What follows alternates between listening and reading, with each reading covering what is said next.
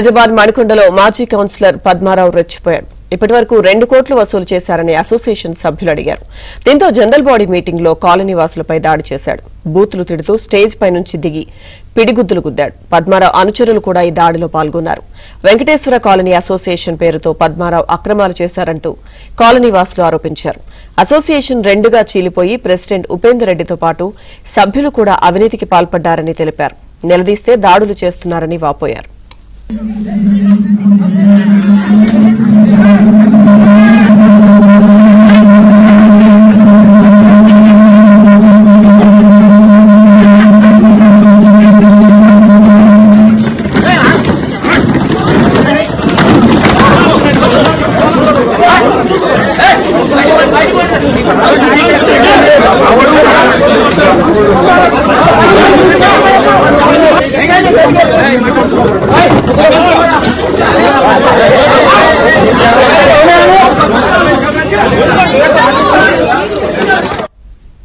మణికొండలో ఘర్షణకు సంబంధించిన పూర్తి సమాచారం మా ప్రతినిధి ప్రవీణ్ అందిస్తారు.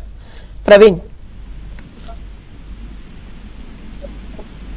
మణికొండలో జరిగినటువంటి సంఘటనకు సంబంధించి ఇప్పటికే ఇరు వర్గాల మధ్య అక్కడ జరిగినటువంటి తోపులాట ప్రస్తుతం మనం ఏబిఎన్ ఆంధ్రజ్యోతిలో స్క్రీన్ పైన చూస్తున్నాం.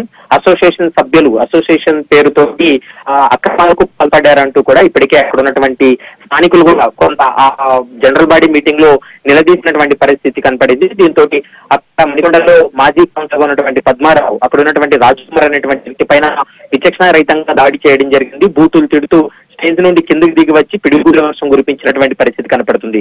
అతనితో పాటు 10 మంది వచ్చి తమ పైన దాడి చేశారంటూ కూడా స్థానికులు ఆరోపిస్తున్నటువంటి పరిస్థితి కనపడుతుంది.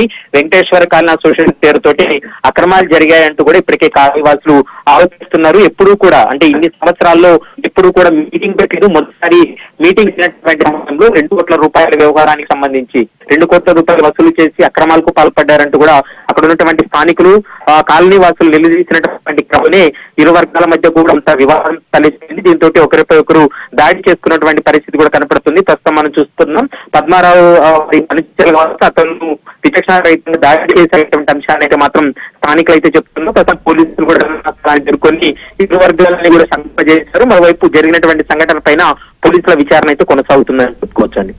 Okay Praveen, thank you.